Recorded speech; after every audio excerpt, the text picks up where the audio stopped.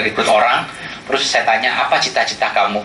Saya sih kalau bisa Pak, bisa mendapatkan gaji 10 juta per bulan. Gua sampai bengong.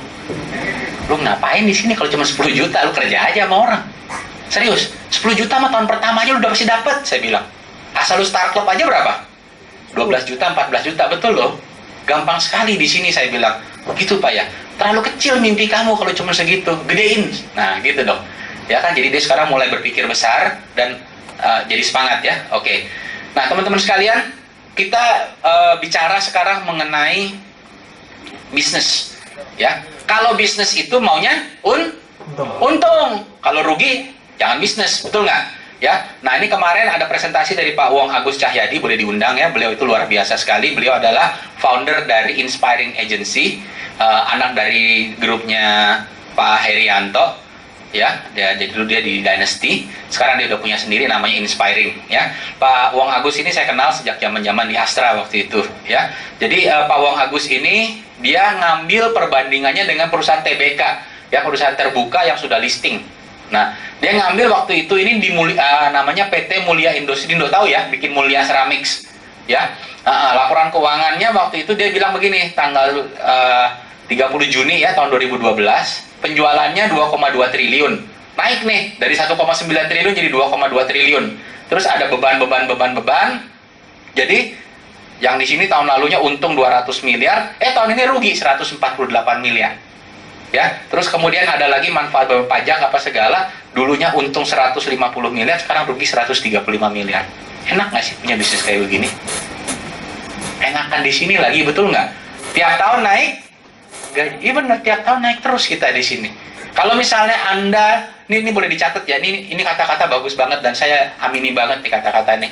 Kalau Anda setiap tahun penghasilan Anda di Prudential tidak double atau triple, berarti ada yang salah Anda kerjakan. Ulang ya. Setiap tahun ya, jadi tahun ke tahun ya, misalnya Maret ke Maret, Juni ke Juni gitu kan, Desember ke Desember gitu ya. Setiap tahun, kalau penghasilan Anda tidak double atau triple, ya, double itu 2 kali lipat, triple 3 kali lipat ya, berarti ada yang salah Anda kerjakan. Simple banget di sini. Ya, jadi teman-teman sekalian, Anda harus percaya ini bisnis yang luar biasa bagus. Ya. Nah, sedangkan kalau di perusahaan ini kelihatannya gede, tapi ruginya juga gede. Iya Pak, itu pabrik, gue mah nggak mau pabrik, gue mau kayak bisnis hotel. Hotel, kita lihat nih hotel. Nah, ini ada nih, hotel di Batam, ya, Hotel Mandarin Regency, ya. Setiap tahun rugi aja, tuh 2 miliar, 1,4 miliar. Punya hotel juga rugi loh teman-teman. Enak nggak sih? Gue mah nggak mau sih, kalau punya begini, gue mendingan di sini aja tanpa modal lagi. Ya, nah ini sumbernya dari Pak Wong Agus Cahyadi. Nah, kemudian teman-teman sekalian ada lagi yang bilang begini, ya udah kalau gitu gua franchise. Nah, kita lihat nanti bisnis franchise. Tapi sebelum franchise, kita lihat dulu perbandingan dulu dengan Pru ya. Bisnis antara bisnis konvensional sama bisnis Pru. Biasanya kalau bisnis butuh apa teman-teman? Modal kan? Bisnis Pru perlu modal nggak? Nggak. Ya, butuh pengalaman nggak? Nggak. Ya, butuh faktor politik dan ekonomi? Nggak ada hubungannya. Kemarin pas Jokowi sama Pak Prabowo lagi seru-seruan tuh, ya kan? Di sini produksi nggak? Atau nol? Kan nggak kan? Tetap jalan kan produksinya kan? Luar biasa kan? Jadi artinya ini bisnis nggak ada hubungannya dengan faktor ekonomi. Tenang aja, jalan terus. Ini saya mau cerita teman-teman ya, karena kebetulan waktu itu pas saya cerita ada yang berkesaksian ya. Ini dari Provision anaknya. Dia bilang begini, iya Pak, dulu waktu saya datang dari keluarga yang kaya, terus terang dia bilang, ayah saya punya pukat harimau. Tahu pukat harimau nggak? Pukat harimau itu apa namanya? Kapal yang gede banget, ya, besar terus pakai jala gitu kan. Terus dia jalan disikat semua tuh, ya, mulai dari ikan besar, ikan kecil, cumi-cumi, kepiting, sepatu bot, masuk semua ke dalam jala. Ya, kemudian di atas ya itu baru dipilah-pilah ya, ada yang terlalu kecil dibalikin keluar ya kan supaya jadi makanan ikan yang lebih besar, kemudian sepatu bot dibalikin lagi gitu, nggak dijual ya, kemudian ikan-ikan yang sudah cukup matang besar langsung diolah, dikalengin di kapal itu sampai ke pelabuhan langsung sudah dijual dalam bentuk kaleng. Hebat nggak? Hebat banget ya. Dia punya 8 kapal yang seperti begitu. Gede nggak? Gede loh. Gede banget ya. Nah, dalam satu hari doang nih ya, Presiden Soeharto, waktu itu masih zamannya Presiden Soeharto, itu dia bilang tidak boleh lagi ada pukat harimau. Langsung keluar SK-nya jeder. Hari itu juga perusahaan ini langsung bangkrut. Kenapa? Nomor satu, emangnya kapal pukat harimaunya dibeli pakai cash? Enggak kan? Pakai kredit. Begitu nggak dapat tangkapan, bisa bayar kredit? Nggak bisa. Berarti harus dijual dong kapalnya. Dalam keadaan seperti begitu, yang mau beli siapa? Orang Indonesia nggak mau beli, nggak ada satupun yang mau beli, betul nggak? Beli untuk apa? Nggak bisa dipakai juga kan? Jadi yang beli adalah orang dari luar Indonesia. Kira-kira harga ditekan nggak? Habis-habisan. Jadi langsung cuk, 1 hari doang dia bilang. Jadi teman-teman sekalian, faktor politik ekonomi itu berpengaruh sekali dalam satu bisnis. Kecuali Prudential. Tepuk tangan untuk teman-teman untuk Prudential. Ya, berikutnya teman-teman ya, lokasi. Nah, ini contoh nih di NTT sama Jakarta gitu ya. Di NTT itu ada satu ya, Dr. Randa Erni kalau nggak salah namanya. Ya, beliau itu luar biasa banget ya. Setiap kali kalau kita jalan-jalan PCC, beliau selalu hadir dan selalu tiap tahun sampai hari ini pun, nanti mungkin tahun depan Anda boleh lihat ya, dia punya anak sekarang yang lanjutin juga, namanya Niki Wijaya ya. Jadi Anda bisa lihat di situ loh. Wih, fotonya selalu tuh top dia. Top leader, top agent selalu tiap tahun. Itu di NTT. Nah, NTT, teman-teman, sekarang kalau Anda punya katakanlah restoran yang lumayan bagus di Indonesia, apa sih yang di Jakarta? Misalnya Starbucks deh, ya, Starbucks gitu kan. Anda buka di NTT, kira-kira laku nggak? Lebih laku mana sama di katakanlah Grand Indonesia?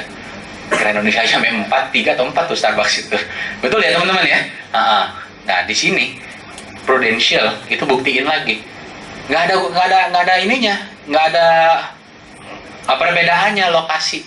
You mau di ujung dunia, lu mau di Jakarta, sama aja. Yang penting buka mulut, cerita sama orang, pasti dapat komisi. Ya. Jadi teman-teman sekalian, lokasi nggak ada peduli. Resiko satu lagi. Beresiko nggak bisnis ini? Resiko apanya? Nggak taruh duit, betul nggak? Resiko digigit anjing, Pak, kalau misalnya ngetokin pintu. Berapa sih?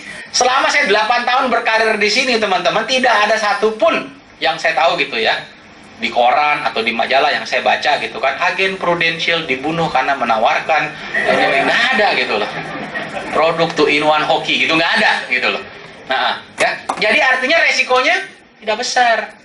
Ya, tidak besar. Mungkin pada waktu agent, pada waktu PUM, saya juga ngerasain ya teman-teman ya. Mungkin pada saat ini teman-teman semua merasa, aduh gua agak dijauhin nih sama teman-teman. Ya mungkin. Karena saya juga berasa waktu saya agent, tiba-tiba kok temen gue yang biasa gue panggil, begitu gue tahu gue di Prudential kok rada ngilang gitu kan. Tapi tenang aja teman-teman, itu cuma sementara doang. Begitu Anda sudah jadi AM, duitnya udah banyak, dia malah nempel-nempel sama Anda, minta ditraktir. Anda traktir aja, murah kok. Berapa makan? Paling cepeceng, no peceng. Untuk AM 100-200 ribu itu uang kecil teman-teman. Untuk AM, serius, bukannya sombong teman-teman. Tapi tanya nih AM-AM di sini. Ya, kalau cuma untuk makan siang, ya 100-200 ribu per orang tuh uang kecil. Sama seperti Anda 10-20 ribu. Saya bukannya itu ya, tapi memang begitu teman-teman. Ya, jadi artinya apa? Anda fight deh jadi AM, Anda akan ngerasain. Oke? Nah, jadi ini teman-teman, bisnis itu perlu modal, ya. Di Pro juga perlu, modalnya cuma 2, waktu dan kemauan. Itu aja. Ya, dan ini asal Anda mau pasti bisa sukses. Nah, ini yang paling saya sukain nih. Ini slide salah satu nih dari Wong Agus ya. Saya dapetin modifikasi dari tambahan dari detik.com. Nanti saya kasih tahu dari kenapa ada detik.com. Oke, ini waktu itu dia bandingin nih bisnis Prudential sama bisnis franchise sama seorang karyawan. Ya, tadi kan bisnis konvensional kita udah lewat ya, punya pabrik, punya hotel, kalah gitu ya. Sekarang ini kita nih liatin karyawan sama bisnis franchise sama Prudential. Oke, kita lihat dari karyawan dulu ya, karyawan. Karyawan kalau misalnya kita masuk kerja sekarang kira-kira berapa sih? Lulus kuliah deh, lulus kuliah. Berapa? 3,5. Oh, udah tahu nih. Berarti dia pernah ngelamar. 3,5 ya. Anggap 5 juta boleh nggak teman-teman? Ya, 5 juta ya supaya gampang ya, 5 juta. Kalau 1 tahun kenaikannya berapa teman-teman? 10% ya. Karena anak ini luar biasa bagus, taruh foto bosnya di kantongnya, naiknya 20%. Ya, berarti tahun berikutnya jadi 6 juta. Tahun berikutnya lagi jadi 7,2 juta. Tahun berikutnya lagi jadi 8 juta, dan seterusnya 5 tahun dia bekerja, itu kenaikannya jadi 6 juta, jadi 12,5 juta, teman-teman. Ini nasib seorang karyawan dengan 20P. Tahu 20P? Pergi pagi-pagi, pulang petang-petang, penghasilan pas-pasan, dipajak pula, ya kan? Pantat pegel-pegel, pala pusing-pusing, ya kan?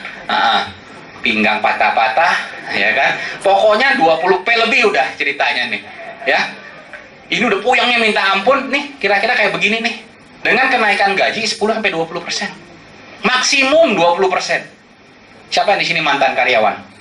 Mantan, ya. Oke. Siapa yang di sini yang mantan karyawan ini yang pernah dapat 20%? Seumur hidup saya, satu kali saya alamin. Bener, saya ngalamin sekali. Sekali doang tapi 20%. Ini anggapannya tiap tahun 20%. Itu aja begini. Gila kan? Tapi semua orang berusaha mau jadi karyawan. Gue juga bingung gitu loh, kenapa gitu ya. Begitu diajakin ke bisnis pro, males deh gue, nggak mau jadi agen. Ya kan? Nah, salahnya dia, ya kan? Nggak apa-apa lu nggak mau, gue mau. Jadi kita lebih sukses. Oke, tepuk tangan teman-teman, untuk teman-teman semua. Oke, ya, karyawan ya, udah kalah nih, ya. Tapi nggak ada gengsinya. Saya mau punya bisnis, Pak Wisri, saya mau punya bisnis yang franchise. Oke, kita lihat franchise ya. Modal franchise itu kurang lebih 500 juta ya. Kalau kita bicara Alfamart, Indomaret ya. Yang murah itu contoh Sour Sally nih. Sour Sally 220 juta. Ini saya dapat dari detik.com, teman-teman. Ya, boleh di search ya. Kemudian ada Nuk. Tahu Nuk nggak Nuk? Nuk ini lumayan terkenal kalau saya sebutin namanya. Ini nasi uduk kebun kacang, teman-teman. Ya, nasi uduk kebun kacang. Itu franchise-nya tuh lumayan juga loh, 480 juta sampai 650 juta. Itu juga dari detik.com, teman-teman. Ya.